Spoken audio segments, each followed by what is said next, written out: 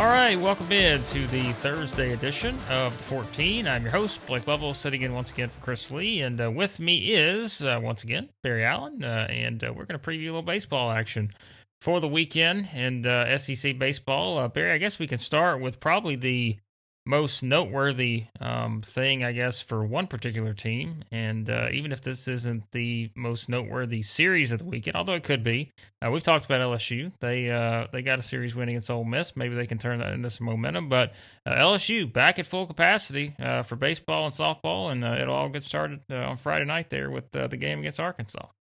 Yeah, the Wednesday afternoon, LSU announced that all outdoor sporting events will go to full capacity beginning Friday night.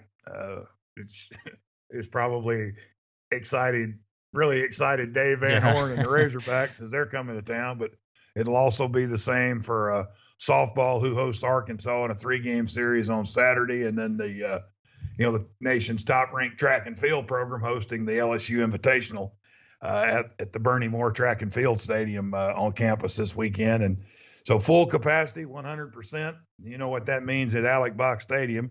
That means a lot of people and a lot of noise, and also that fans will be allowed to resume all their normal tailgating activities on campus with no COVID-related restrictions. And I also believe I saw masks will no longer be required at LSU sporting events that are held outdoors. So LSU headed now in the right direction, and hopefully that'll open things up for more people. Now, I also saw yesterday the Braves have announced that in the major leagues that they're going to go 100% capacity at Truist Park beginning in May.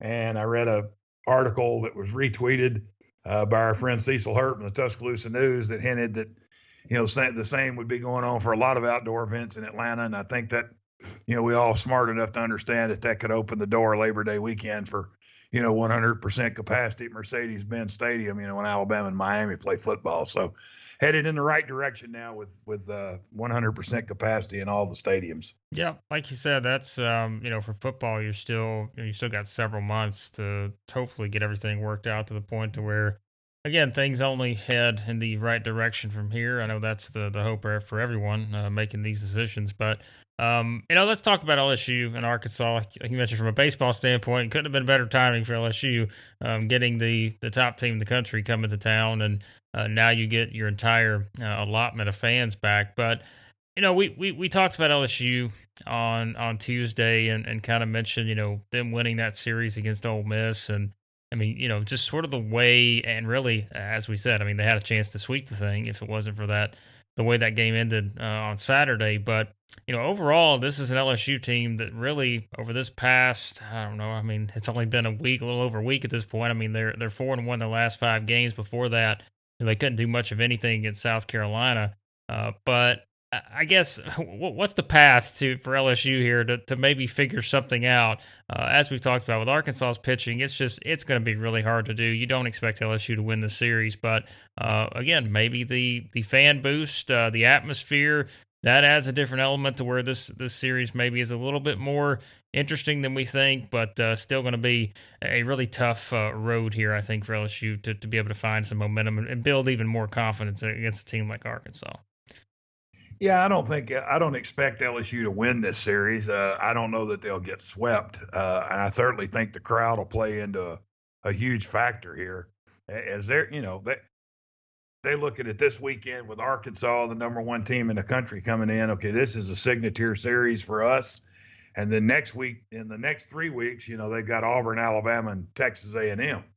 So we talked about this, Tuesday, if they can, they get 1 from Arkansas, they got a pretty good shot the last 3 weeks of getting, 6 wins. And now all of a sudden they got 13 wins, and they're in Hoover, and anything can happen, once they get to Hoover. But it seems like, obviously Marceau and Labus have pitched really well. They've done that the last weekend.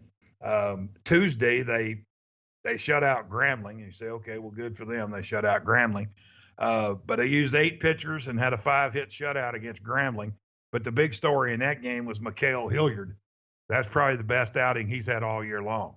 I watched most of the game on the SEC Plus, and Lynn Rollins and Ronnie Rance were raving about his curveball, and it's just they thought that was the best he'd pitched, and maybe he's that guy now that bumps in there on Sunday and goes against Arkansas, and he's done it before, and he's been a very consistent guy for them in the past, just not this year. And then they still have Edwards and Helmers and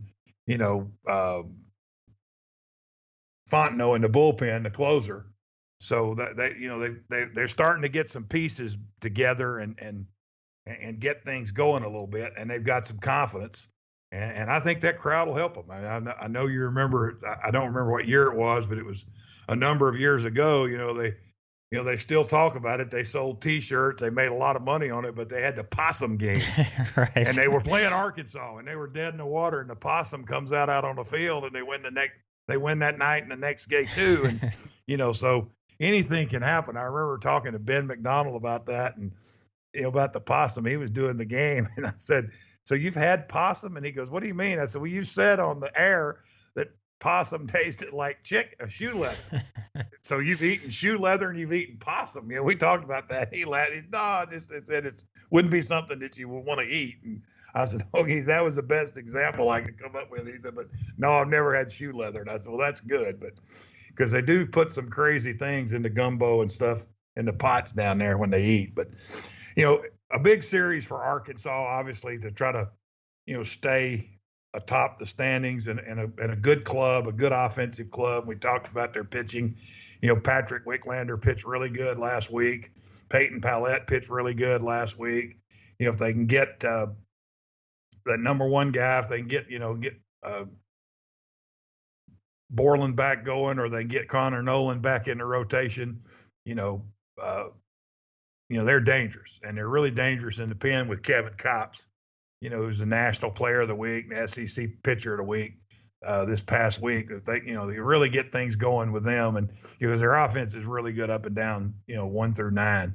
But I think Arkansas wins this series. I think LSU can win a game because Marceau and Labus have been so good all year long for them, and both coming off really stellar outings last week against Ole Miss. Yeah, Chris put up his pitcher rankings for the week over on the site, southeastern14.com on Wednesday. And yeah, I mean, no surprise to see three guys in particular. You mentioned Marceau at LSU, he's at 3, Kopps at 4, and he's got Patrick Wicklander at 8. So it should be interesting to see kind of how, especially, that first game unfolds in particular, and maybe what LSU can do to try to build some momentum and maybe, have a chance to win one at least. But like you said, it's going to be hard to win that series. I think for them, the marquee series, I guess, if you want to look at it that way, just based on maybe where these two teams are at, and probably what we were looking at before the season started. Going to be starting there on Friday night in Gainesville with Florida hosting Vanderbilt.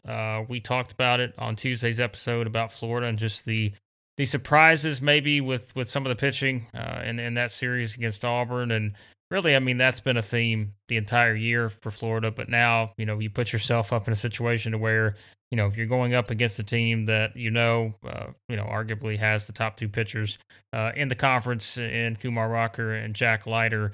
And that makes it a challenge as well if you're Florida and you're really trying to, find that consistency. Really, Barry, as we talked about all year long. I mean, they're still the number 14 team in the country, but they just have been inconsistent at times, and trying to get that against Rocker and Leiter. Even though the last couple of weeks, I mean, we've seen teams get to Leiter, Tennessee and Mississippi State, but still probably going to be a challenge for Florida. But this could still be a pretty fun one there when you're Vanderbilt having to go on the road here against a Florida team. That it'll probably be up for this series. Yeah, and these are two guys that are from the Jack Leggett tree of the John Winkin tree of baseball coaching. Tim Corbin at Vanderbilt and Kevin O'Sullivan at Florida. We're on the same staff with Jack at Clemson in the World Series a year that they had Benson and Koch and all that really good pitching that they had, in '96 that just was, phenomenal. I think Benson was the number 1 overall pick. So they're used to having arms, and, Rocker came back last week, bounced back really well 2 weeks now against Tennessee and Mississippi State after the rough outing against Georgia. Jack Leiter the last couple of weeks is hadn't been quite Jack Leiter. 5 home runs allowed in his last 2 appearances. He was, Evan Russell hit 2 against him 2 weeks ago, and Rowdy Jordan at Mississippi State led off the game with a home run against him last Saturday night in Nashville. So uh, Vanderbilt's got the pitching advantage in game 1 and game 2. Um, Although Franco Alamon has pitched well as the, uh, I guess, starter, I guess how they say that, or um, coming in as a reliever, but starts the game. He's pitched well in that role for them this year. I think that Florida's big disappointment was last Saturday when they lost the game to Auburn. That Tommy Mace and Jack Leiter. I mean, you got to figure if you're running Tommy Mace and Jack Leiter out there in the same game, that's got to be a win. And they gave up 10 runs. And as you said, that's kind of been the theme for them all year long. They've struggled on the mound. Christian Scott has been really good, similar to Cops and Landon Sims at Mississippi State. Just an innings eater for them. He's pitched really well.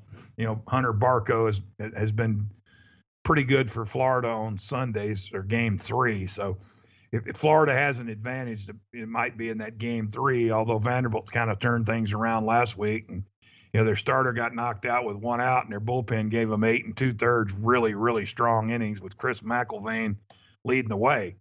But I think if you look at this series, if you're sitting down and you're scanning through week by week, and you're hanging in there about the first week of February before the season starts, you go, well, there's the series right there that's going to decide the East, and it still could.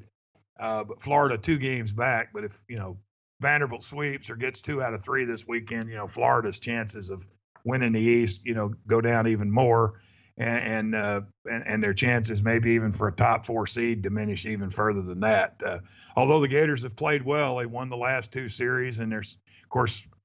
Now that's Missouri and Auburn, but they've won 6 of their last 7 SEC games after going 0-2 at Tennessee, and they've won all 3 of their home series, and they've swept Texas A&M and they've swept Missouri. So if you're going to be Florida and you're going to play Vanderbilt, this is where you'd want to be.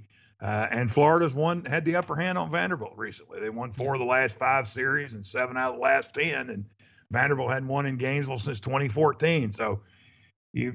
Florida's going to get back in it. This is a weekend to do it, and it looks like Judd Fabian is hitting pretty good right now.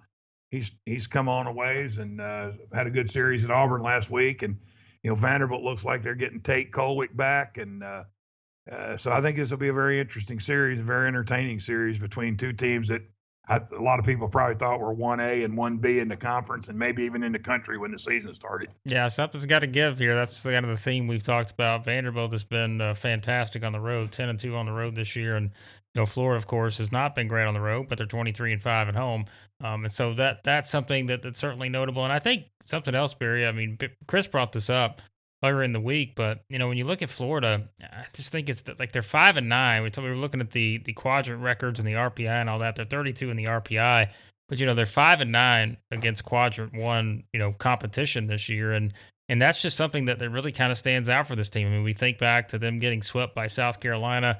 They did win 2 of 3 against Ole Miss. They lost a series against Tennessee, but as we've said, that they've racked up a lot of wins recently, but it's come against, subpar competition overall.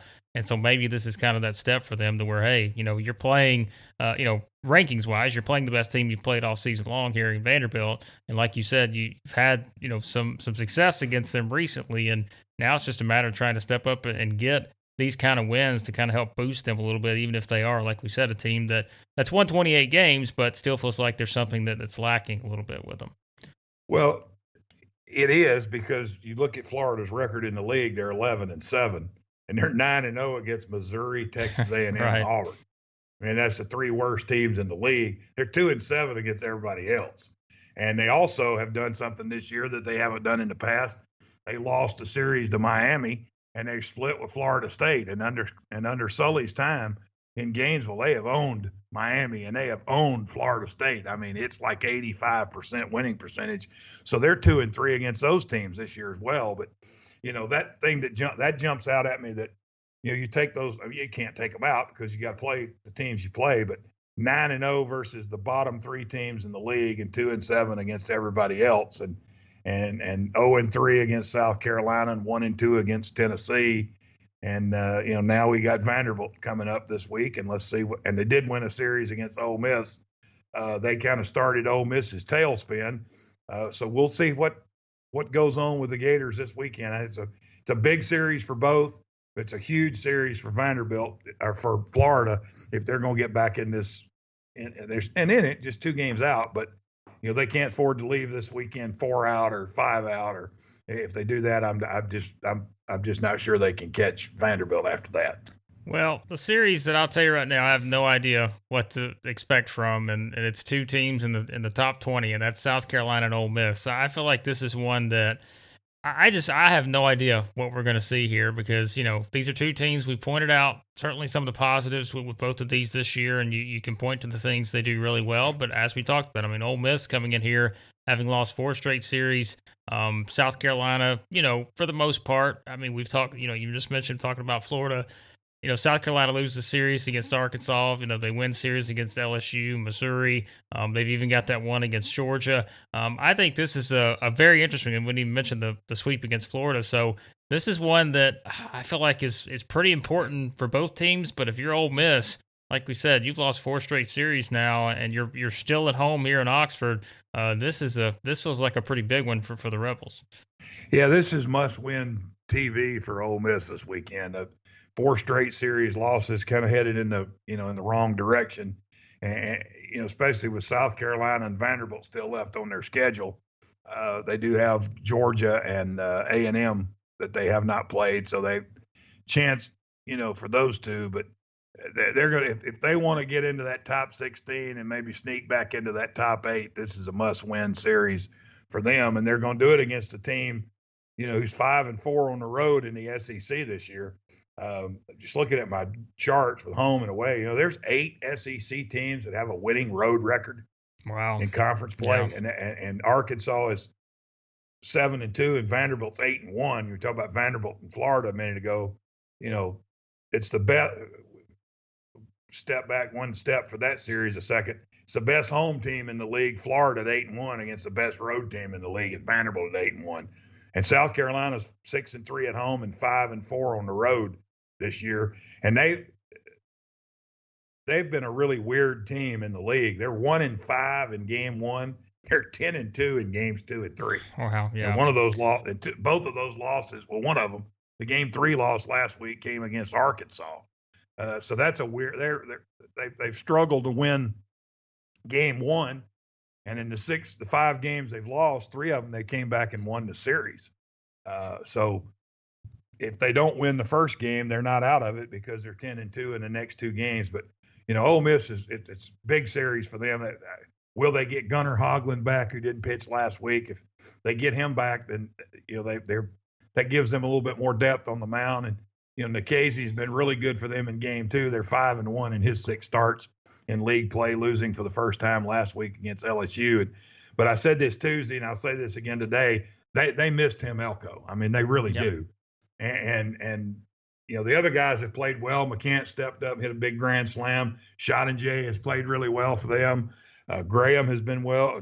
Gonzalez has played well. Hayden Dunhurst. I mean, they got the pieces, but they just miss him. That's a veteran guy that's been there. He's been through the trenches. He's done it. But that's Florida. They lost before he got hurt, and then the last 3 series, were series that they didn't win because I think in large part because they didn't have him, and they really miss him. And if they can figure it out on the mound with Hoglund and Nikhazy and McDaniel and Diamond and Broadway pitched really well in game 3 last week against LSU after a couple of rough outings. Get him back in there, at home, they've got a good chance. And the last time they played an SEC series at home, they packed 33,000 in there, and, right. And then they went to Mississippi State the next week and they had 34,000. So they will not be short on energy. They will not be short on red Solo cups in right field, and it'll be an electric atmosphere. But they need to play well this weekend and get back into serious regional hosting contention. And they'll have to do it against a pretty good South Carolina team who's pitched well and hit well. and Brady Allen and Eister and Wimmer and Khalil. I mean, those kind of guys that have been a good source for them. So another good weekend series between these two teams as they get ready for the stretch run in the conference season. Yep, very important spot for Ole Miss, as we talked about their remaining schedule here with South Carolina at A&M, and they still got Vanderbilt and at Georgia. So does not get any easier for the Rebels here. So they definitely need to find a way to put something together here to try to get off that snide there, four straight losing series. Very in the midweek, we had a couple SEC teams lose. One in particular, Tennessee, who lost to Lipscomb, and this happens. We've seen this happen with teams over the years, and they're just going to be games like that. But for the Vols, I don't necessarily think that they're going to be too anything to be upset about as they get ready to host Kentucky. We talked about it as well on Tuesday. I mean, this is where Kentucky's sort of juggernaut road starts here of playing a lot of really good teams the rest of the way. They're 9-9 right now in the league, but for them to find some wins the rest of the way, not going to be an easy task. And like I said, even with the loss to Lipscomb earlier in the week, Tennessee, you expect, comes out and has a pretty good weekend here against Kentucky. Yeah, I would expect the Vols to bounce back. I mean, those midweek games happen. I mean, they're really hard once you get in the thick of SEC play, and you've played these electric series with these crowds and you know tight games, emotional games, and you tend to have a little bit of a letdown on Tuesday night against a team that you feel like you're going to beat, and they treat it like their World Series, and good for them. It was good for Lipscomb. You know, friend of mine is their pitching coach at Lipscomb, Grayson Crawford. He's a Tuscaloosa kid.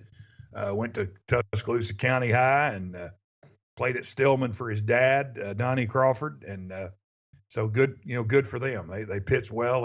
They gave up one run, held Tennessee to one run and 8 hits in the game. But I expect Tennessee to bounce back, strong this weekend. Kentucky, had a scare Tuesday night as well. Struggled to get by Eastern Kentucky. Had to win it late on a 2-run double by Ryan Ritter. So two teams that were challenged in the midweek. But I think Tennessee's pitching and just Tennessee's overall lineup just a little bit too much for Kentucky this weekend. The Vols have won 2 straight, trying to win their 3rd straight over the Cats for the first time since 92 through 95 when they won 4 straight series. It's interesting that in the last 24 years these two teams have played, both teams have won 12 series. So it's been pretty evenly matched series between these two, what used to be bottom dwellers in the SEC East, but not anymore with the way Tennessee has played. And Tennessee had that great run under Rod Delmonico in the 90s and making trips to Omaha. But this is a Tennessee team that can get to Omaha with their pitching. I mean, they have really good pitching, a really good bullpen. Their offense is really good. They have the knack of winning the close games, the knack of winning the extra inning games.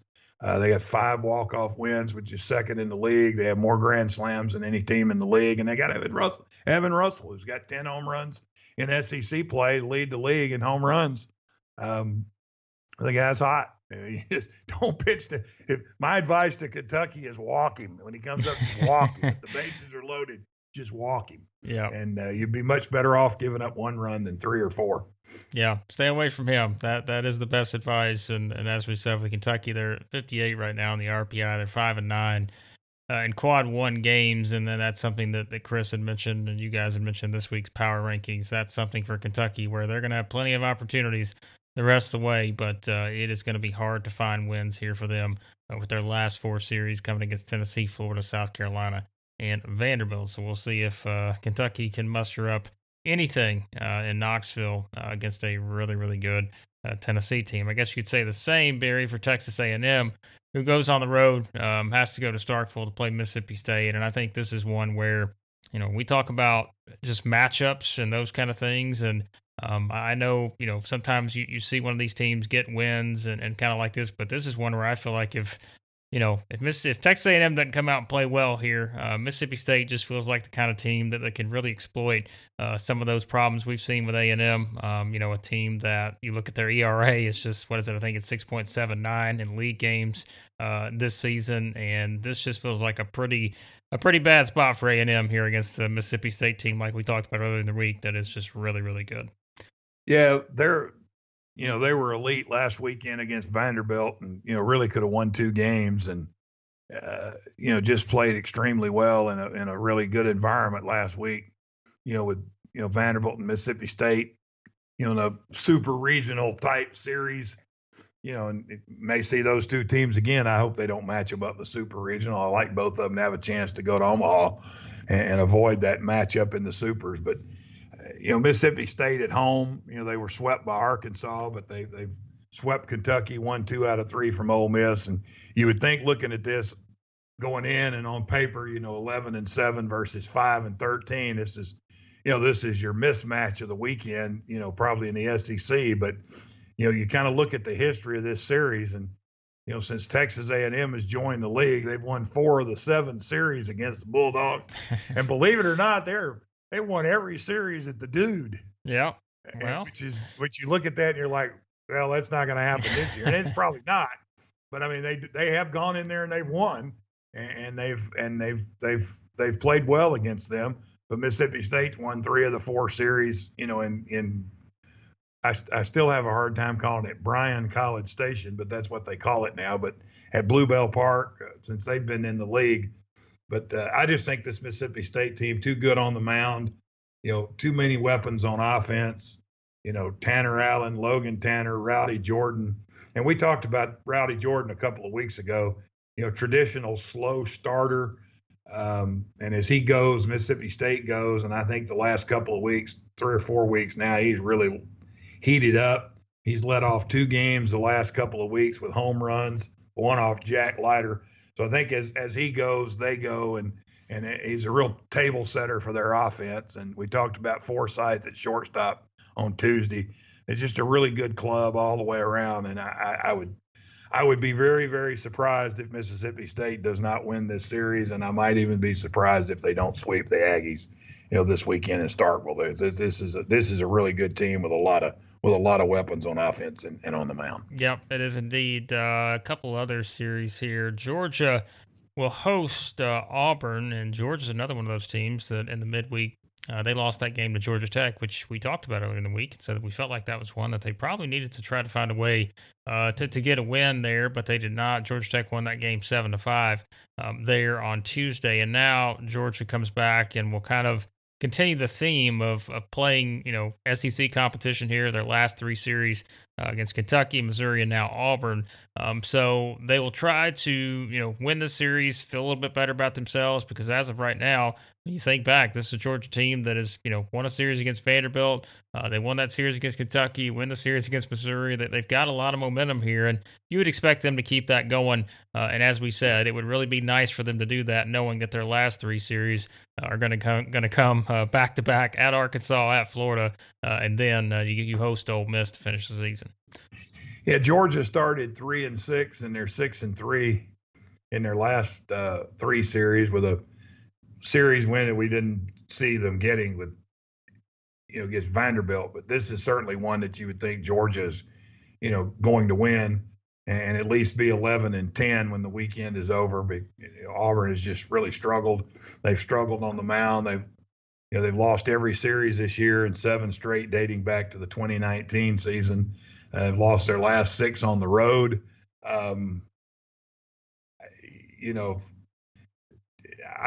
The way it's just gone for Auburn this year, pitching wise, it's not worked for them. They're going to start Jack Owen in game 1 and Richard Fitz in game 2.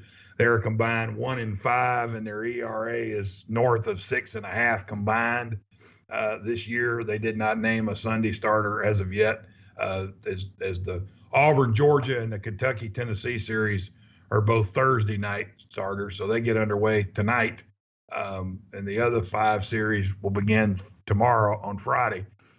So interesting, kind of see how this goes. Georgia coming off that loss to Tech Tuesday night, where Tech went into Foley Field and wrecked them, as they say, and played well. And Georgia, came back. They had a 4-run deficit, came back and made a game of it, and had a chance at the end. Just didn't pull it out against their rivals, but.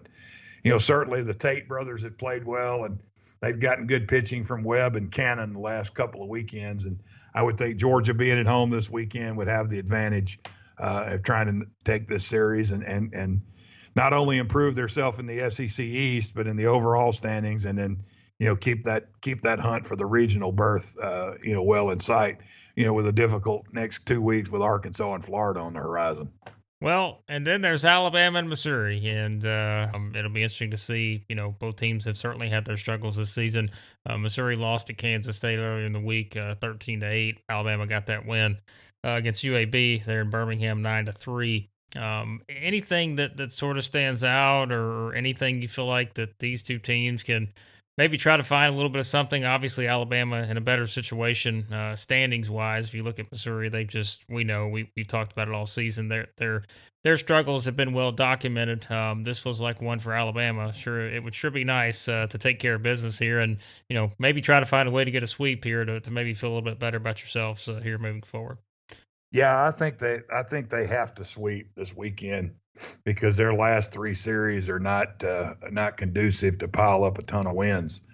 So I think this is a critical series for Alabama's postseason life this weekend at home against Missouri. It's interesting that this was Alabama's home series last year that was going to kick off the SEC season.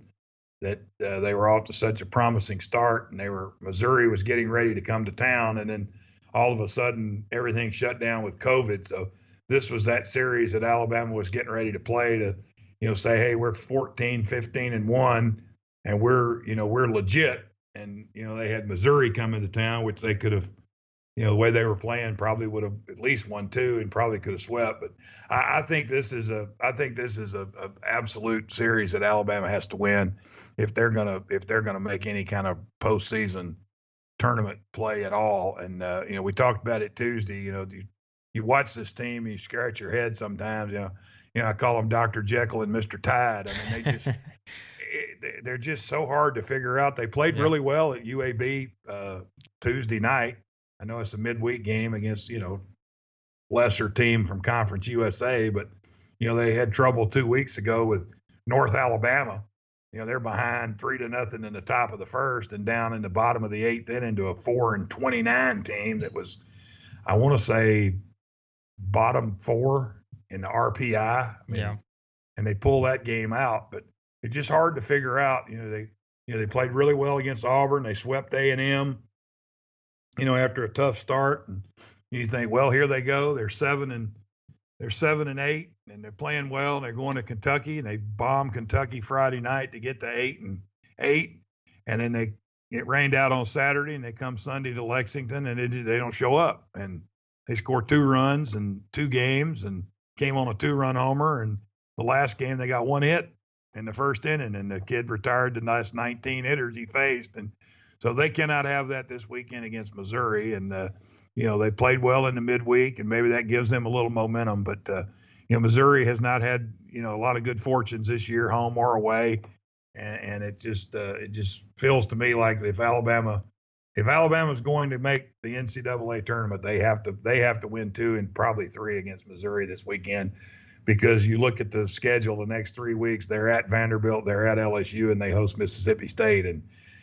I just don't see a lot of wins in those 9 games. Yeah, going to be hard to find. And, talk about Missouri. They've won 1 game since April the 9th, so the past 3 weeks, basically. They've only got 1 win. And if you're Alabama, like you mentioned, being in this spot, this is undoubtedly a must-win in terms of the series, but it sure would be nice for them probably to be able to get all 3. When you look at one of the matchups, and we've talked about him, and he's been in our rankings, but you look at Alabama's Game 2 starter Dylan Smith, who, they just don't score for the guy, and he hasn't pitched well the last couple of weeks, but they just don't score runs for him. So you're looking at 2 teams this weekend in Tuscaloosa that have the worst Game 2 records of anybody in the league. They're both 1-5, so somebody's going to get to 2 this weekend. Either that, or they're going to play all night and into Sunday and into Monday to figure that out. But Alabama with Tyler Ross is 5-1 in Game 1, and Missouri is 2-4, and then both are 1-5, and then Alabama's 2-4 in Game 3, and Missouri's 2-4 in Game 3. So maybe that Game 2, maybe this is the weekend that Dylan Smith finally gets a win, and they score some runs for him, and they take that momentum into game 3. But Tyler Ross has pitched really well for Alabama in game 1. I mean, they're the, you know, Alabama's 5-1 in game 1, and so is Vanderbilt. And that's going Tyler Ross and Kumar Rocker, and there's a lot of 4s and 2s, in there with that. But Alabama with the best game 1 record, along with Vanderbilt in the SEC. So huge series at home for them this weekend against Missouri. Yeah, good thing for Alabama. They may not need to score a ton of runs because, as Chris mentioned in his power rankings this week, Missouri fewest runs in league play with only 76 here to this point. So should be an interesting weekend, Barry. Like you said, we're going to have fans all over the place, especially at LSU. They're going to be rocking that place against Arkansas, so should be fun. Anything else as we head into the weekend? Like you said, it's sort of a, I mean, they're what you feel like some must-win series here for several teams we mentioned. So a lot of important games on the schedule. Yeah, and we're getting down to the last. We've played 60% of our schedule, and when we talk next week, we'll be 70% of the schedule complete in SEC play. This season has gone really fast, and I think I think we have a pretty good idea who the best 4, 5, 6 teams are, and pretty good idea who the couple of teams that's going to struggle to get into Hoover. I think it's a big weekend for some of these middle of the road teams like Georgia, Kentucky, Alabama, LSU. To try to stay above water. Georgia can help themselves.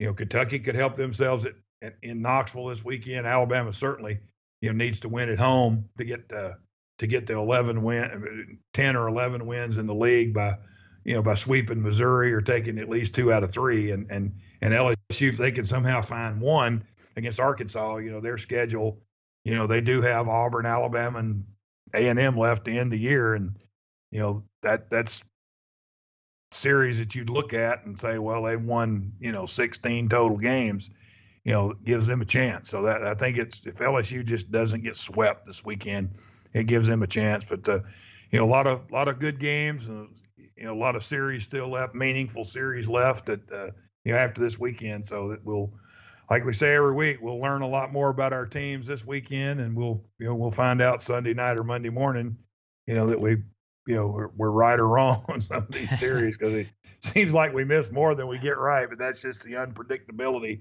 and how good this league is. 1 through 10, 1 through 11 anyway. Yeah, as Chris pointed out in our episode on Monday, this last weekend, first time in SEC play that there were, no sweeps across the board. I got a feeling we're going to see 1 or 2 sweeps this weekend. I don't know who it's going to be. We talked about the possible candidates, but I think you may see a couple series this weekend where you see the brooms brought out.